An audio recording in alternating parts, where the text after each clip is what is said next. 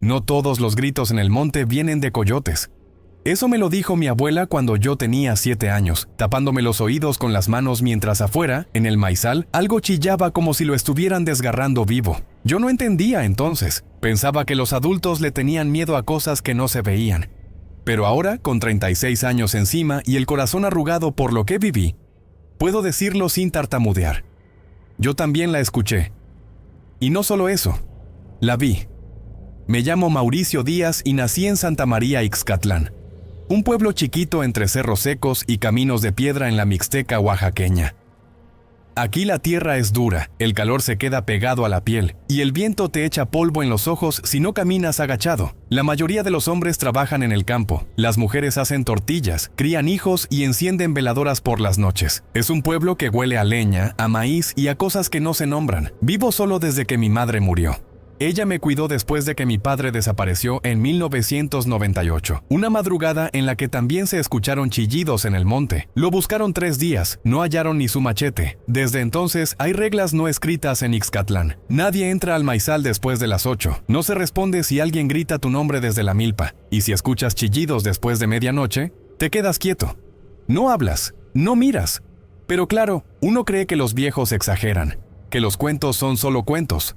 Hasta que te toca. Ese día había sido largo. Octubre siempre es duro. Mucho viento, días cortos y el maíz alto como paredes. Había terminado de deshiervar la parcela de don Chucho, que me pidió ayuda porque sus hijos ya se habían ido al norte. Me pagó con un costal de mazorca y un poco de mezcal. Eran cerca de las 7:30 cuando agarré el machete. Colgué la bolsa del hombro y empecé a caminar por el sendero de regreso a mi casa. Pasé junto a mi milpa, esa donde trabajo desde que tengo memoria. Y entonces lo vi. Un cuervo muerto en la entrada del surco, las alas abiertas, la cabeza ladeada, el pico lleno de tierra. Me detuve. No sé por qué. No era raro ver animales muertos, pero ese parecía acomodado, como si alguien lo hubiera puesto ahí para que lo viera. Lo empujé con la punta del machete. Estaba fresco, aún caliente. Sentí un escalofrío recorrerme la espalda, pero me hice el fuerte. Me limpié el sudor de la frente y seguí. Esa noche no pude dormir bien. La casa estaba más fría de lo normal. Los perros del vecino ladraban sin parar. Afuera, el viento azotaba las láminas como si alguien quisiera entrar a la fuerza. Y entonces lo escuché. Un grito.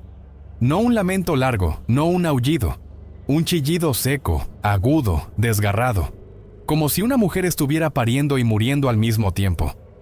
Salía del maizal. Lo juro por lo que más quiera. Venía desde mi milpa. Me congelé. El corazón me dio un vuelco tan fuerte que creí que me iba a vomitar. No me moví. No respiré. Y volvió a sonar. Más fuerte. Más cerca. Como si algo se arrastrara entre los surcos. Como si los tallos se abrieran para dejarla pasar.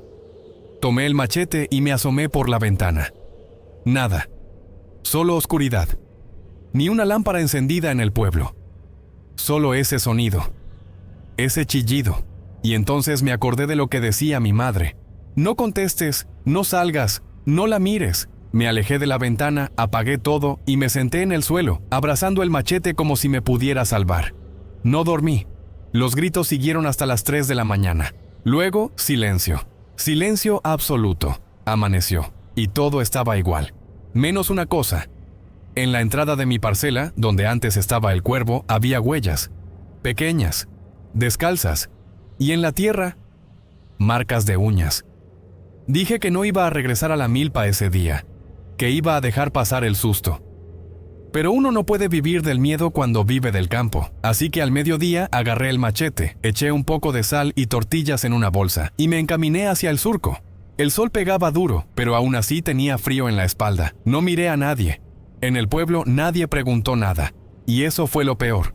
Todos sabían, pero nadie hablaba. Cuando llegué a la entrada de mi parcela, las huellas seguían ahí.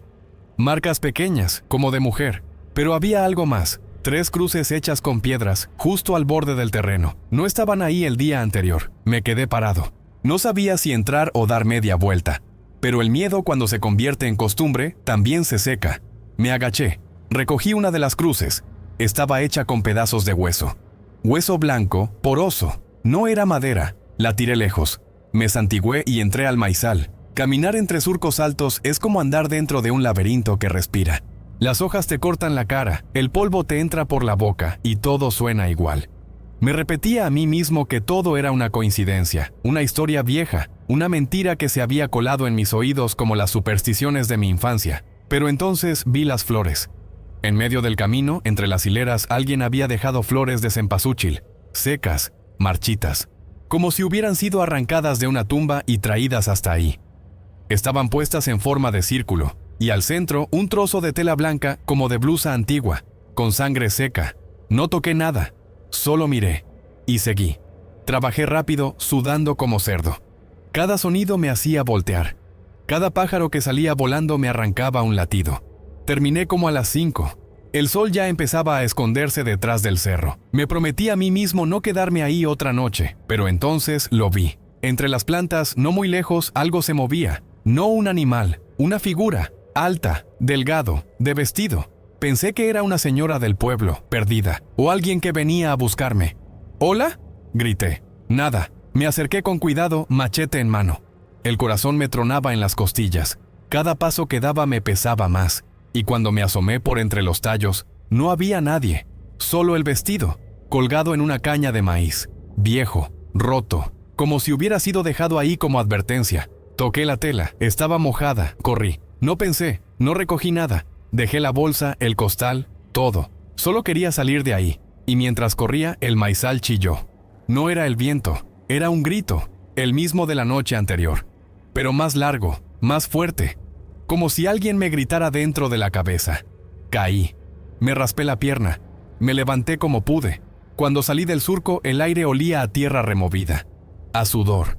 A podrido. Al llegar a casa cerré todo, tranqué la puerta, me serví un mezcal en las manos temblorosas y me senté en el suelo. Y entonces escuché los pasos, pasos descalzos, arrastrados sobre las piedras del patio. Me acerqué a la ventana, no pude evitarlo. Miré, una mujer, parada justo al borde del camino, larga, encorvada, cubierta de polvo. Tenía el cabello sobre la cara, los pies llenos de tierra, las uñas negras, y en la boca, un chillido que no salía, pero yo lo escuchaba.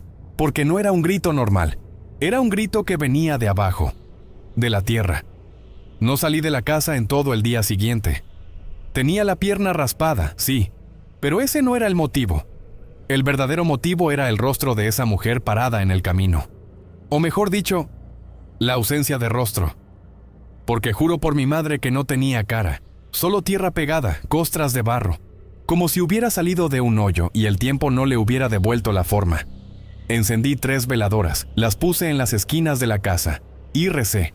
Aunque no soy creyente, recé como me enseñó mi abuela, con los ojos cerrados, los dientes apretados y los dedos marcando cruces en el aire. Esa noche no dormí. Afuera el viento era raro, no sonaba como siempre, era más profundo, como si algo más soplara desde el monte.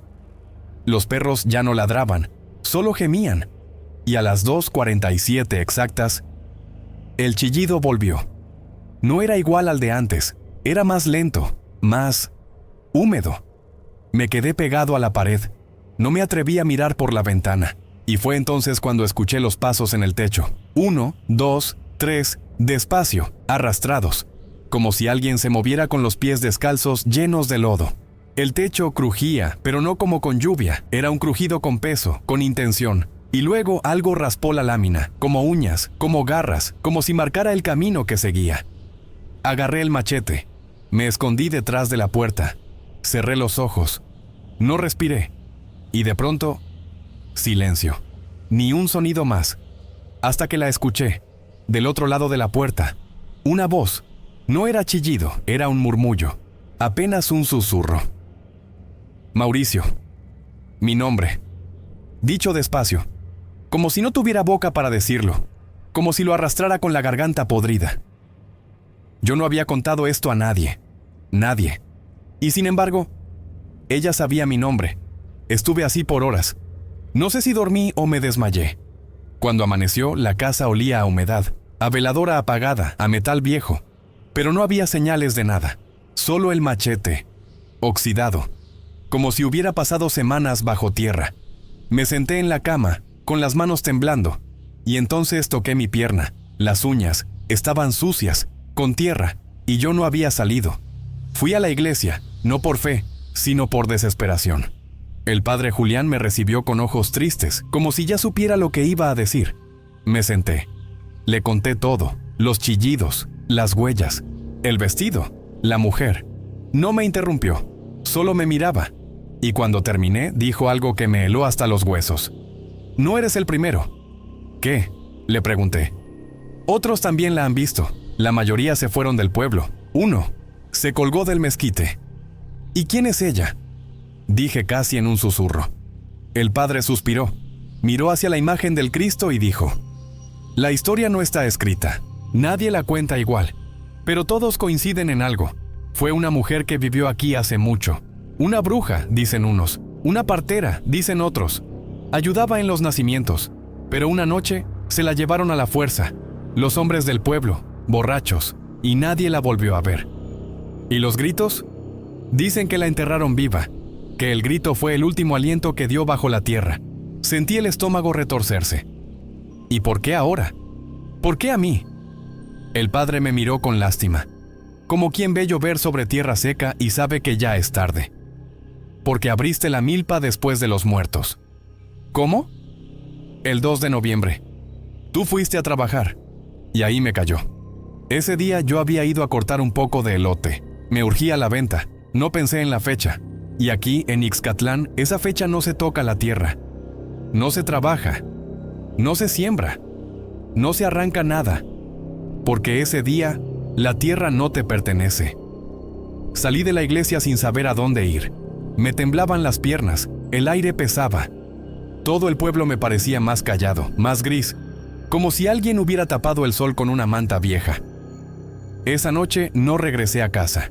Me fui a dormir al solar del compadre Tacho, que vive más cerca del centro. Él me prestó un catre, me dio un café, no preguntó nada. A las 3 en punto la oí de nuevo, pero esta vez no chillaba, reía. Y la risa venía del patio. La risa no era fuerte. No era como la de una mujer viva, era seca, hueca, casi un jadeo entrecortado que parecía salir de una garganta rota, como si se burlara de mí.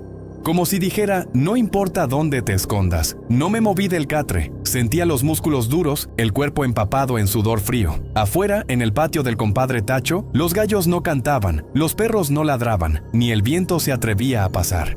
Cuando amaneció, le agradecí a Tacho y regresé a casa. Por dentro todo estaba igual, pero el aire se sentía más espeso.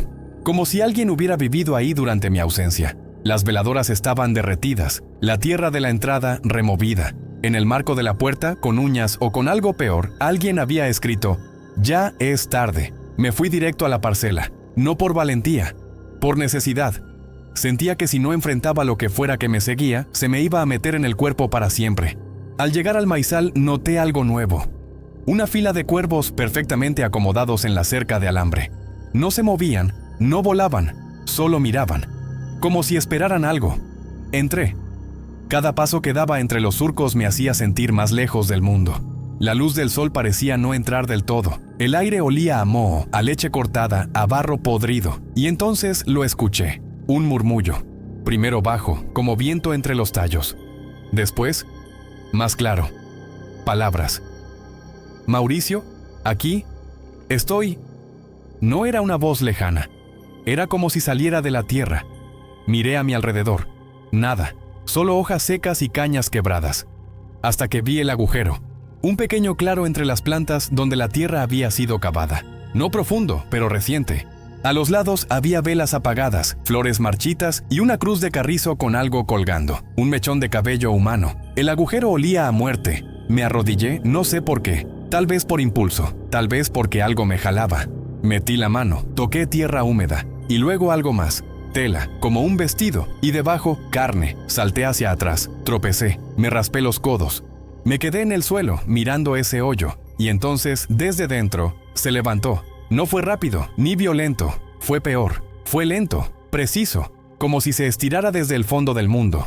Un brazo salió primero, delgado, huesudo, cubierto de tierra, luego el hombro, luego el rostro. Era ella, la mujer. Sus ojos eran 2 huecos negros, su boca una línea temblorosa. No tenía piel en algunas partes, solo carne expuesta, reseca como cuero viejo. Se paró frente a mí. No dijo nada, solo me miró, o lo intentó. Y entonces chilló, el mismo grito, ese que parecía perforar los huesos, ese que escuché desde niño. Me tapé los oídos, cerré los ojos, grité, y cuando los abrí, ya no estaba. Ni ella, ni el agujero, ni las flores, nada, solo el maizal, callado, como si nunca hubiera pasado nada. Corrí. No sé cómo llegué a casa. No me acuerdo del camino. Solo recuerdo que esa noche, al verme al espejo, noté algo bajo mi ojo derecho. Una mancha negra, pequeña, redonda, como si algo hubiera empezado a brotar desde dentro. Fui con doña Agustina, la curandera del pueblo. Me recibió en silencio. Me miró como si ya supiera. Le conté todo, sin omitir nada. Ella escuchó. Luego sacó un huevo, una vela y una rama de pirul. Me limpió. Pasó el huevo por todo el cuerpo. Me escupió aguardiente en la nuca. Luego rompió el huevo en un vaso. Estaba negro, negro como la noche más sucia. Me miró con los ojos húmedos. «Tú ya la abriste», dijo, «y ella ya te marcó. ¿Qué puedo hacer?» «Nada, solo ir al lugar». «¿Qué lugar?» «Donde la enterraron de verdad».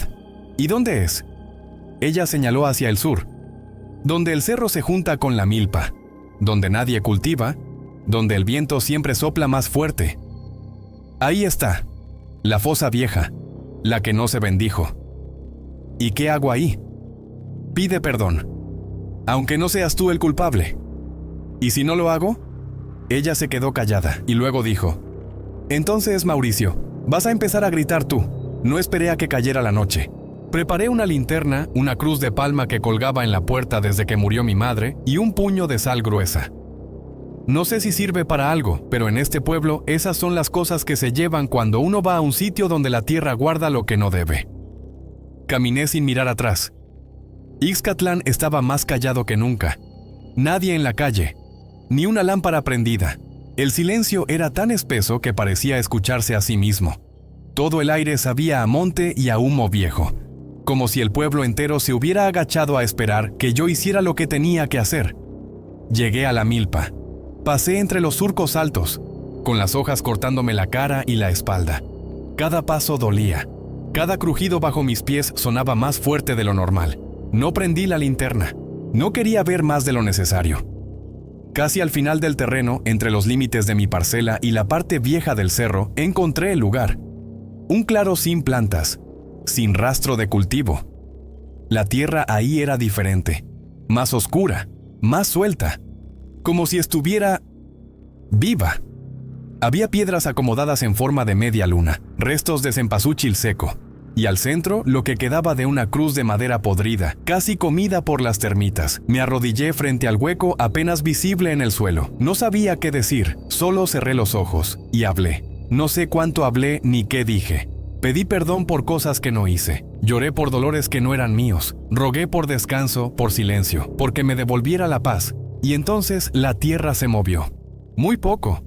Un temblor apenas. Pero lo sentí. Abrí los ojos. Del suelo empezaba a asomar una silueta. No se levantó rápido. No fue como en las películas. Fue lento. Muy lento. Como si emergiera desde abajo de todo. Como si llevara años empujando para salir. Era ella, la mujer, cubierta de tierra y lodo, sin rostro, sin piel, con los ojos cerrados y el cabello enredado en raíces. Se quedó frente a mí, a centímetros. No gritó, solo me miró y movió la boca. No dijo nada en voz alta, pero yo escuché las palabras dentro del pecho. Ya me oíste, ahora te toca a ti. Después, desapareció. Se deshizo en polvo. La tierra la tragó. Me quedé solo, sudando, respirando como si acabara de salir de debajo del agua. El viento volvió. Los grillos cantaban otra vez.